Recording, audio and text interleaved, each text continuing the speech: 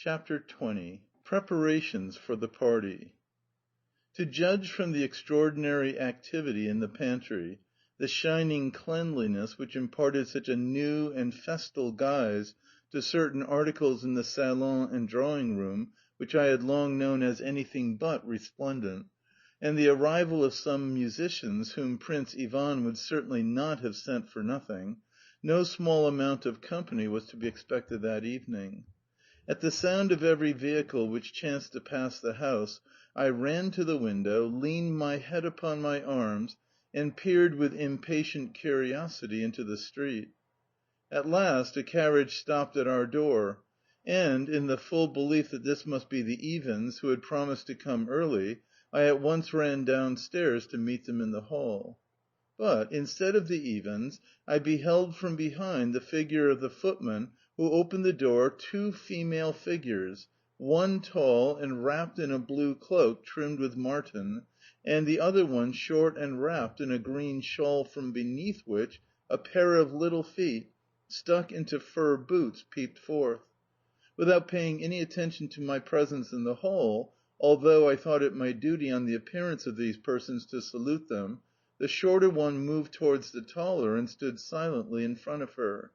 Thereupon the tall lady untied the shawl which enveloped the head of the little one and unbuttoned the cloak which hid her form, until, by the time that the footman had taken charge of these articles and removed the fur boots, there stood forth from the amorphous chrysalis a charming girl of 12, dressed in a short muslin frock, white pantaloons, and smart black satin shoes.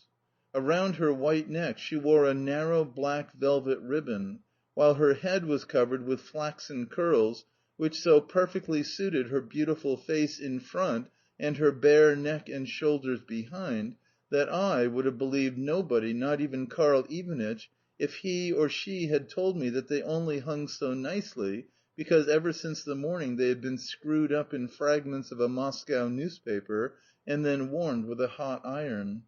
To me it seemed as though she must have been born with those curls. The most prominent feature in her face was a pair of unusually large half-veiled eyes, which formed a strange but pleasing contrast to the small mouth. Her lips were closed, while her eyes looked so grave that the general expression of her face gave one the impression that a smile was never to be looked for from her. Wherefore, when a smile did come, it was all the more pleasing. Trying to escape notice, I slipped through the door of the salon, and then thought it necessary to be seen pacing to and fro, seemingly engaged in thought, as though unconscious of the arrival of guests. By the time, however, that the ladies had advanced to the middle of the salon, I seemed suddenly to awake from my reverie, and told them that Grandmamma was in the drawing room. Madame Valakhin, whose face pleased me extremely, especially since it bore a great resemblance to her daughter's, stroked my head kindly. Grandmamma seemed delighted to see Sonetchka. She invited her to come to her, put back a curl which had fallen over her brow, and, looking earnestly at her, said, "What a charming child!" Sonetchka blushed, smiled, and indeed looked so charming that I myself blushed as I looked at her. "I hope you are going to enjoy yourself here, my love," said Grandmamma. "Pray be as merry and dance as much as ever you can. See, we have two beaux for her already," she added, turning to Madame Valakhin and stretching out her hand to me. This coupling of Sonetchka and myself pleased me so much that I blushed again. Feeling presently that my embarrassment was increasing, and hearing the sound of carriages approaching, I thought it wise to retire. In the hall I encountered the Princess Kornakoff, her son, and an incredible number of daughters. They had all of them the same face as their mother, and were very ugly. None of them arrested my attention. They talked in shrill tones as they took off their cloaks and boas, and laughed as they bustled about, probably at the fact that there were so many of them. Etienne was a boy of 15, tall and plump, with a sharp face, deep-set bluish eyes, and very large hands and feet for his age. Likewise he was awkward, and had a nervous, unpleasing voice. Nevertheless, he seemed very pleased with himself, and was, in my opinion, a boy who could well bear being beaten with rods. For a long time we confronted one another without speaking, as we took stock of each other. When the flood of dresses had swept past, I made shift to begin a conversation by asking him whether it had not been very close in the carriage. "I don't know," he answered indifferently. "I never ride inside it, for it makes me feel sick directly, and Mamma knows that. Whenever we are driving anywhere at night time, I always sit on the box. I like that, for then one sees everything. Philip gives me the reins, and sometimes the whip too, and then the people inside get a regular... well, you know," he added with a significant gesture. "It's splendid then." "Master Etienne," said a footman entering the hall, "Philip wishes me to ask you where you put the whip." "Where I put it? Why, I gave it back to him." "But he says that you did not." "Well, I laid it across the carriage lamps." "No, sir. He says that you did not do that either. You had better confess that you took it and lashed it to shreds. I suppose poor Philip will have to make good your mischief out of his own pocket." The footman, who looked a grave and honest man, seemed much put out by the affair, and determined to sift it to the bottom on Philip's behalf. Out of delicacy I pretended to notice nothing, and turned aside, but the other footmen present gathered round and looked approvingly at the old servant. "Hm... Well, I did tear it in pieces," at length confessed Etienne, shrinking from further explanations. "However, I will pay for it. Did you ever hear anything so absurd?" he added to me as he drew me towards the drawing room. "But excuse me, sir, how are you going to pay for it?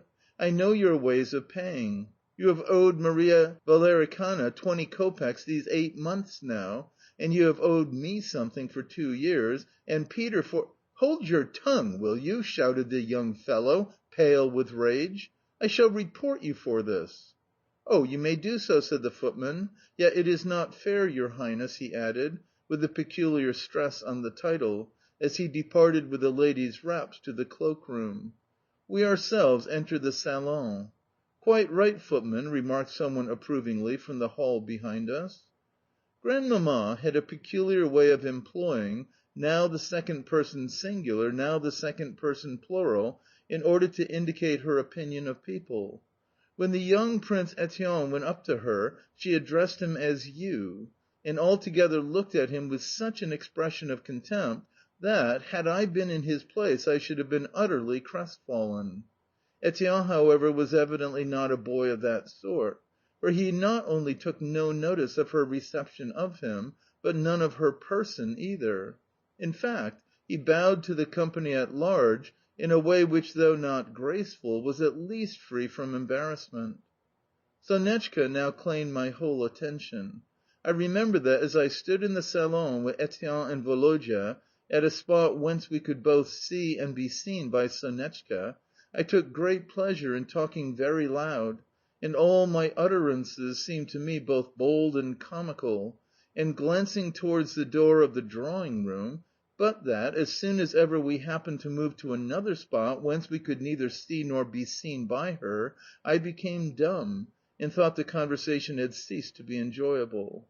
The rooms were now full of people, among them, as at all children's parties, a number of elder children who wished to dance and enjoy themselves very much, but who pretended to do everything merely in order to give pleasure to the mistress of the house.